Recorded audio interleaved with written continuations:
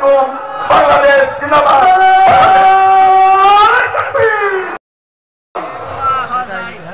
যার জন্য এই প্রখর রোদে গা ঘামিয়ে সারা দিনের কাজকে স্টপ করে জেলা স্কুলের জেলা মাঠকে পরিপূর্ণই শুধু নয়, সারা রংপুর নগরী জনতার জামাতের ন্যায়ের পক্ষে জনতার দাবি পূরণের জন্য তারা মানুষের ঢল নেমেছিল। এই জনসভায় এই পর্যায়ে প্রধান অতিথির বক্তব্য রাখছেন বাংলাদেশের জনগণের মানবতার ফেরিওয়ালা, ভারসাম্যপূর্ণ, ইনসাফপূর্ণ একটি ন্যায় নীতি প্রতিষ্ঠার, রাষ্ট্র প্রতিষ্ঠার রাহবার আজকের প্রধান অতিথি ডাক্তার শফিকুর রহমান। ডাক্তার শফিকুর রহমান জননেতা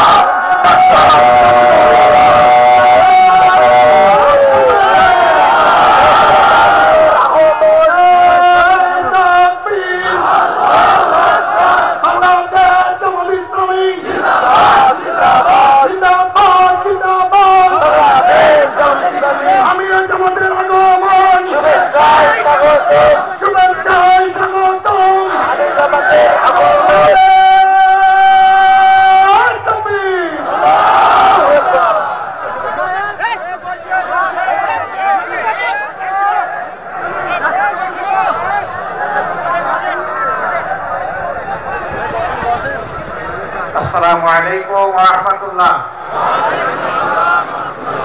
প্রিয় রংপুরবাসী, আপনারা কেমন আছেন? আমরাও ভালো আছি, যার ফলে আমরা এক জায়গায় উপস্থিত হতে পেরেছি। 2024 সালের 5ই আগস্টের আগে এইভাবে কি আমরা এক জায়গায় জনসভা করতে পারতাম? ফ্যাসিস্ট সরকার দীর্ঘ 17 বছর যাবৎ বাংলাদেশের জনগণের প্রতি জুলুম, অত্যাচার এবং নির্যাতন করার কারণে বাংলাদেশের মানুষ দুঃখ কষ্ট নিয়ে এই প্রায় 1.5 যুগ সময় পার করেছে। বিগত আন্দোলনের ফলে আজকে তারা বাংলাদেশ থেকে বিদায়।